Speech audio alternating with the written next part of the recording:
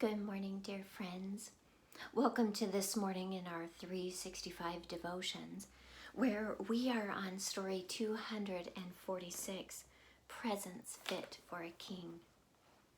If you have not yet read this for the day, I encourage you to pause this and go ahead and do that now. All right. So what this devotional Bible did is take just a couple of verses from Matthew chapter 2 to describe the gifts that the Magi brought for the infant Jesus. Each one of those gifts from these Magi, people from far off and away, had nothing to do with the Jewish religion or faith, but that had been looking for a king, one to bring peace to the world, one that was a true king. They had been looking for that person, for that one, and following signs in the stars and in their perhaps religion, their way of being. And it ended them up right here in this humble place where they see the infant Jesus and then turn over their gifts. Things of great value that our devotional Bible gives a good picture of what those mean. Absolutely gifts fit for royalty.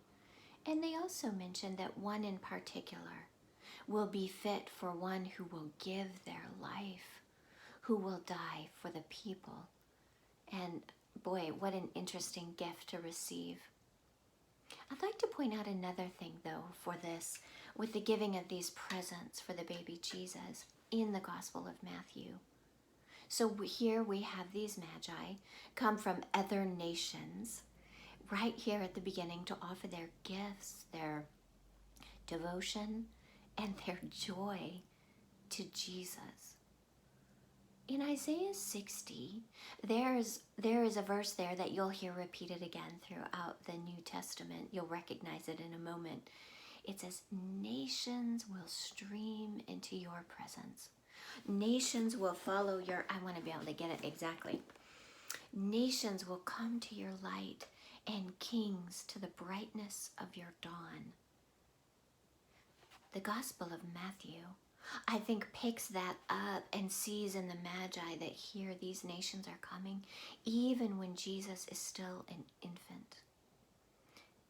Now look at this bookmark then. If you have the beginning of the Gospel starting out with these nations coming in, recognizing who Jesus is, absolutely right and good, the ruler of the universe.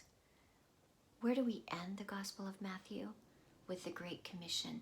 Go into all the nations and share this good news. These presents, these gifts from these people remind us, show us, make evident to us that the gift of Jesus Christ is for all nations. That through Jesus, his life is given for the life of the world. All nations will come to him. So that's the first thing I wanted to highlight there.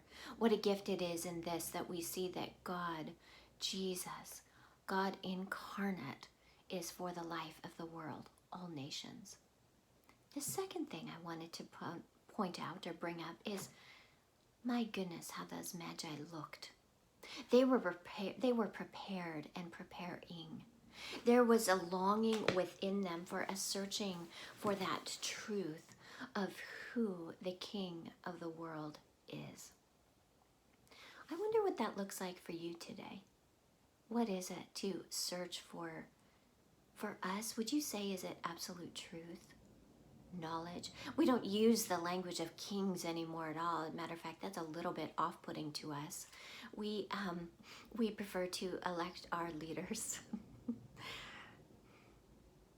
But when we are really seeking and looking for someone, for something that will put the world all into right place, who are we looking for? What do we see? What are we seeking? And then take it to the next step. Are we seeking it so greatly that we have actually prepared gifts?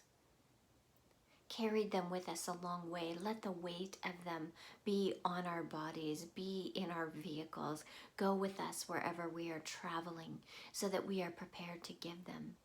What would that look like for you? It's an odd question, I know.